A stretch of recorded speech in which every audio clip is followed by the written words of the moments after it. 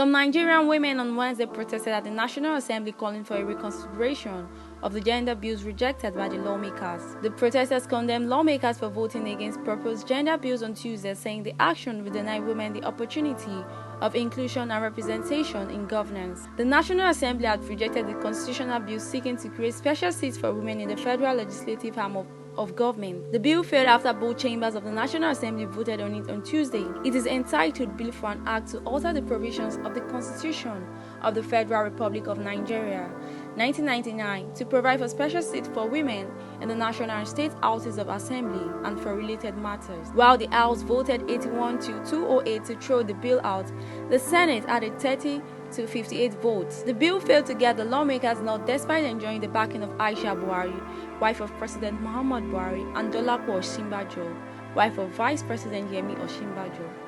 The First Lady at last week attended plenary alongside Pauline Talin, Minister of Women Affairs, when the report on the legislation was considered. Dolapo Osinbajo was also present as the Senate began voting on constitutional amendments.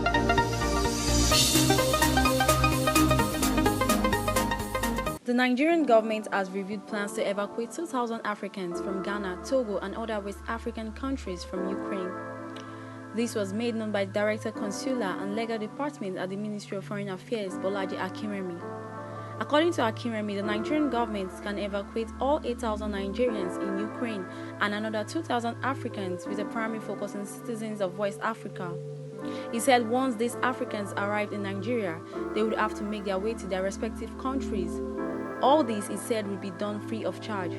He said, "We are making provisions to evacuate citizens of Ghana, Togo, and mainly West African countries.